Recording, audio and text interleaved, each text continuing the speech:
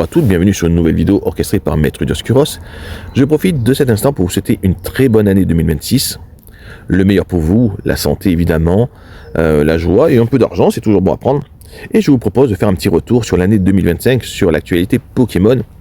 Et à la fin, on fera un retour sur l'année 2026. Alors 2025, j'ai trouvé que c'était l'une des années les plus calmes de l'univers Pokémon que j'ai jamais connu. Mais on va quand même la faire ensemble. On va la survoler sur les 12 mois. Et à la fin de vidéo, on dira nos petits espoirs pour 2026. Alors, on va commencer par le mois de janvier, tout simplement. L'année a démarré sur les chapeaux de roue avec Evoli et ses amis qui ont été les stars de la nouvelle extension de JCC Pokémon, Écarlate et Violet, évolution prismatique. Par ailleurs, les fans ont pu revivre les aventures classiques de Sacha et de Pikachu dans Pokémon, la série sur la chaîne YouTube. En février, nous avons vu des matchs palpitants pendant les championnats internationaux d'Europe. Et le mois s'est achevé avec la journée Pokémon, le fameux Pokémon Day qu'on attend tous.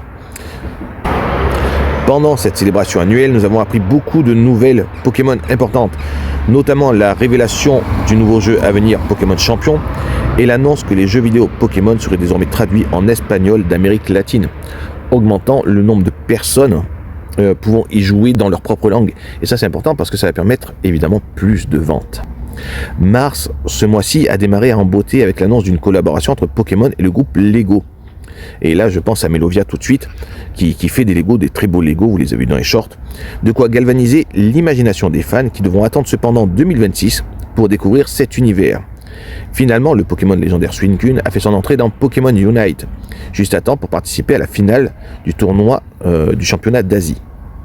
À la fin du mois de mars, l'académie de Patio a ouvert ses portes dans Pokémon Master EX.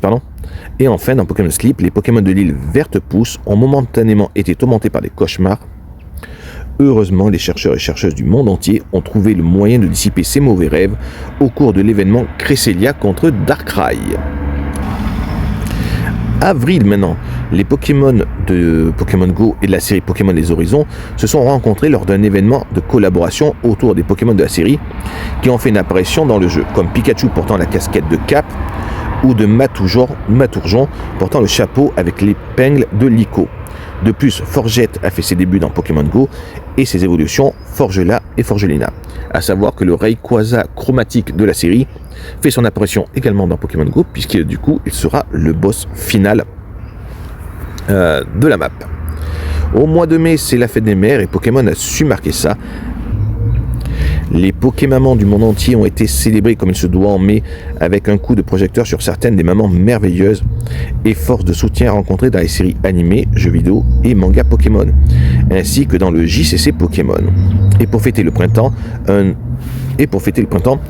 a eu pas moins que de nouveaux Pokémon sur Pokémon Go également.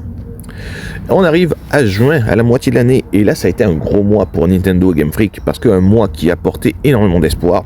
Le 5 juin a été marqué par la sortie de la nouvelle console de jeux de Nintendo, la Nintendo Switch 2. Ce même jour, Pokémon Écarlate et Violet ont reçu une mise à jour, qui ont permis aux joueurs et joueuses de profiter d'une merveilleuse qualité d'image et de mouvements plus fluides. Évidemment, moi je le dis, ce n'est même plus le même jeu à ce niveau-là. Le jeu de cartes à collectionner Pokémon Live a soufflé sa deuxième bougie, et d'autres combats incroyables ont eu lieu aux championnats internationaux Pokémon d'Amérique du Nord, les Worlds étant tout proches désormais. Le mois de juillet, pour la première fois dans le JCC Pokémon, juillet a été marqué par la sortie d'une extension en 2 parties.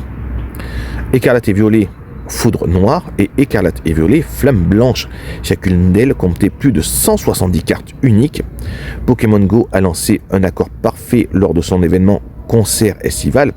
Le Pokémon légendaire Latios débarque dans Pokémon Unite et le charmant jeu de casse-tête Pokémon Friend est sorti. Alors Pokémon Friend, je tiens à dire qu'on l'a testé avec Melovia. On a fait un live, je vais vous mettre le lien du live en description. Et je tiens à dire que nous, on est assez sceptiques. Il est intéressant, mais demande la carte bleue quand même, je trouve.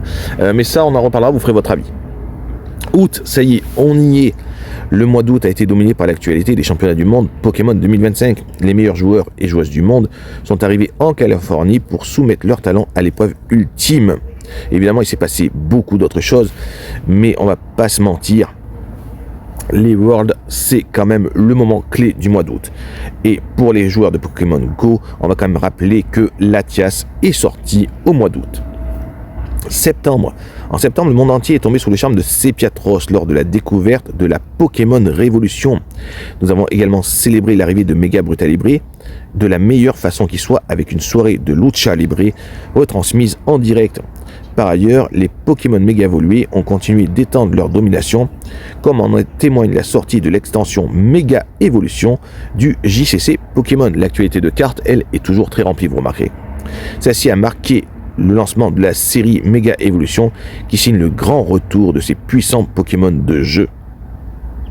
Les fans d'aventure et de détente ont accueilli avec joie l'annonce d'un jeu de simulation de vie Pokémon Pokopia, une sorte de Animal Crossing, je trouve. Mais ça, on verra quand le jeu sera sorti, qu'on aura testé. Graphiquement, il est mignon. Je ne sais pas s'il me tente. Vraiment, il faudra que je teste d'avant. Il fait partie des jeux qui m'ont laissé mi-figue, mi-raisin, un peu pantois. Octobre, dans Pokémon Legend Zelda, sorti sur Nintendo Switch et Nintendo Switch 2. Ce mois-ci, les dresseurs et dresseuses ont voyagé à Illumis pour percer les mystères de la méga évolution et grimper dans les rangs de la Royale ZA. Quant aux joueurs et joueuses de Pokémon Go, ils ont obtenu la possibilité de progresser davantage en jeu grâce à l'augmentation de niveau qui est passé de 50 à 80 et à un nouveau système de niveau permettant de monter de niveau plus souvent et donc de remporter plus de récompenses. Le jeu de cartes à collectionner Pokémon Pocket a fêté lui son premier anniversaire avec des boosters cadeaux, des missions spéciales et le retour des cartes promo emblématiques. A noter que Octobre j'ai beaucoup aimé parce que Pokémon ZA, je fais partie des gens qui ont adoré. Il ne révolutionne pas la licence, ce n'est pas un jeu où vous êtes épaté par les graphismes, mais il est vraiment très sympa, j'ai pris un bon moment. Novembre, la première compétition de la saison 2026 des championnats internationaux s'est déroulée du 21 au 23 novembre à Sao Paulo en Brésil. Les championnats internationaux d'Amérique latine ont offert aux dresseuses et aux dresseuses la possibilité de s'affronter dans des matchs du jeu vidéo ou du JCC Pokémon, de Pokémon Go et de Pokémon Unite. Un nouveau combattant a même rejoint Pokémon Unite ce mois-ci, un Pokémon que Melovia a adoré, Aquali, qu'on a hâte de revoir en duo avec Mélanie. En fin décembre, nous avons terminé l'année. 2 mois après sa sortie, Légende Pokémon ZA avait encore beaucoup à offrir aux fans. Une mission secondaire spéciale pour avoir Diancie et Mewtwo débloqués par cadeau mystère a permis aux joueurs de croiser donc le Pokémon Mewtwo, mais aussi de recevoir la Mewtwo 8 X et la Mewtwo 8 Y. Enfin, je l'ai accroché totalement beau. Afin de pouvoir faire méga évoluer ce nouveau partenaire. L'aventure à Illumis s'est poursuivie avec la sortie du contenu additionnel Méga Dimension, dans lequel les dresseuses et dresseurs du monde entier devaient enquêter sur l'apparition de mystérieuses failles extradimensionnelles menant à un étrange extra Illumis. Beaucoup de nouvelles méga évolutions, des Pokémon qui dépassent le niveau 100. On découvre que Diantea a une fille. Bref, d'ailleurs un petit mystère sur Diantea qui n'est pas là. C'est très poétique, je trouve.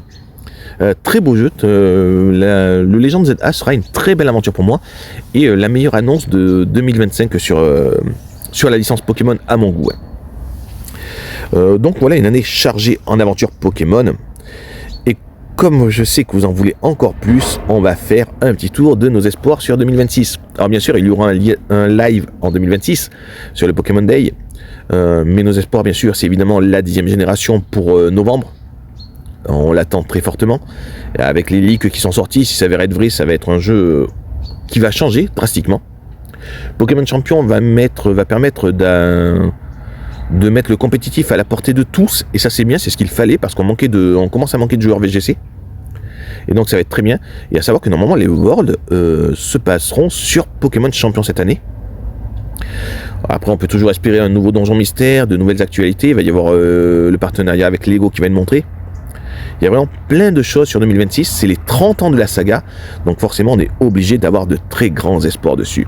Voilà, j'ai essayé de faire une vidéo de moins de 10 minutes pour retranscrire 2025 et Pokémon, et vous dire que 2026 c'est rester proche de notre licence préférée, parce qu'il va vraiment se passer de grosses dingueries.